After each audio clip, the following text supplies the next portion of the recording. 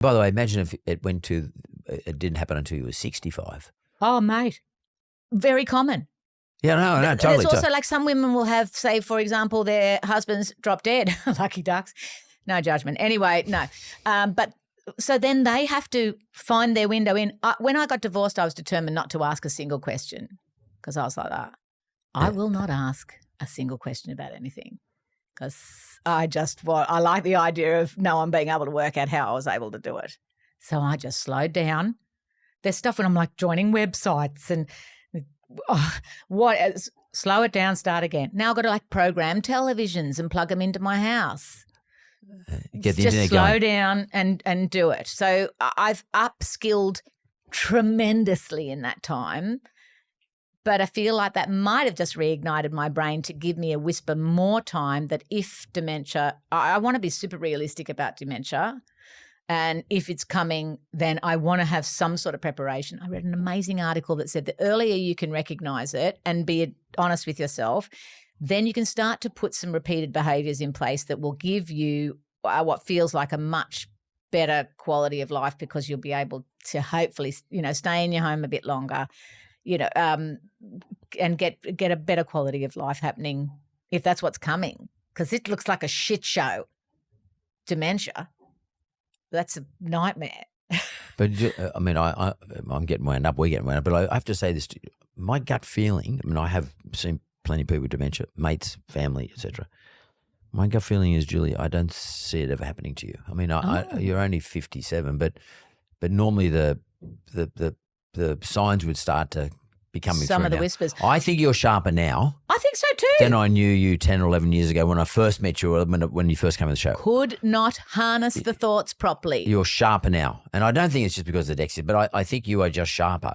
I think you I'm have more a calm. bigger grasp on what's going on. Yeah, You're more aware of everything. totally.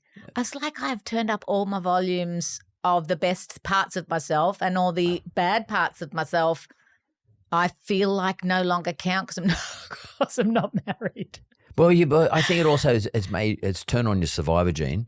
Yeah. And then and reignited the brain, absolutely, to have to do the the work. genes clicked in and you're in and you're on, and then but I actually feel as though you've gone from survivor or surviving into thriving. I just get that feeling. I'm getting that energy from you. I always got energy from you, but I'm getting a real strong positive feeling from you. So you're killing it, mate. I've never been happier. Yeah. Honestly, don't think I've ever been happier. And you definitely don't play the victim. You're not carrying that sort of cross on your shoulder. Well, bits give you the shits. Like, I love like swinging maths around to my friends going, and then this happened and that happened. And, But also, I feel a little bit like it was starting to be a few years ago now. And no one gives a shit anyway. That's in the dust. And also, yeah, exactly. They fucking get No on one with gives a it. shit. I got my own drama, so that's what they think. Absolutely. What was it? I was saying, no one really. I can't remember. My mother used to say to me all the time, but she's about your enemies. Your enemies don't care, and your friends won't believe you. So, she said, so don't waste your time Trying to convince people. Yeah, just get on with it. Don't be the victim. Just get on with it. Do you know what I did when the divorce went down? I was sort of left with a house that wasn't to code because we bought this house in 2020 that was like a 1976 like building code, do you mean? beast of a thing, and nothing was to building code. Things were too low, they were too high, whatever. I had to completely restore this entire house while going through the divorce because I sort of had no choice. All of a sudden stuff needed to be done.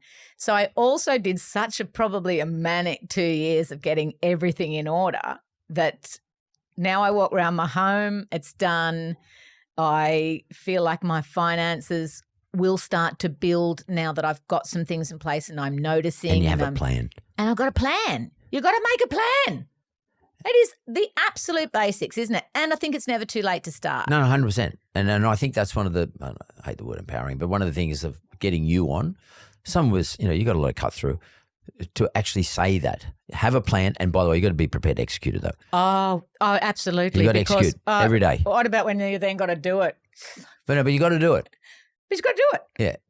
Absolutely. And anyone that you can put in place around you that will help you maintain that regularity, I think is fantastic as well. Mate, I used to have a mate who unfortunately, when he had a stroke and pretty young, he was about 68, 69 when it happened to him. And I was whinging to him about something that I was going through, and he was 10 years old. I mean, I was telling him a story about it.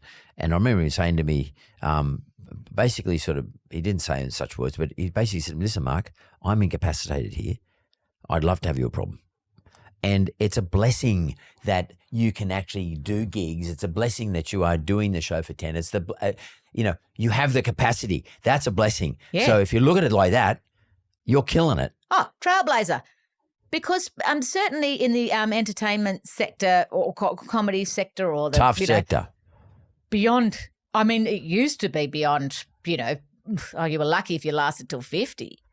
So there are a series of women and men who are, letting that live on a little bit longer in television. And I guess television is an aging audience as well, certainly for free-to-air television. So, because everybody else is kind of streaming. But I think also trying to make the plan of what's coming next. I already know I don't know anywhere near enough about AI. Like I find that all like, what if I put in the wrong thing into the search? But AI is not going to replace a comedian though. No, definitely not. Or a host. But certainly trying to keep up to date with things. I don't want one of these big systems within the next 10 years to pass me by. Like I can't get on Instagram because it's just another thing. I don't want to be like that about AI, and I don't want to be like that about any developments, because I want to still be a part of the conversation as I now move, to get older and older. I don't want to be, I didn't know that's what Instagram does. I want to be on top of it so I can still feel like I'm a part of, the epicenter of society. Well, Julia, I want to say thanks very much for coming up to do the podcast, but I got 2 words for you. And you never stop doing this. Inspired, you're inspiring. You're actually inspiring. Oh, thank you. I thought you were going to say you're fired. And the second word is full respect, man. Thank you. Respect.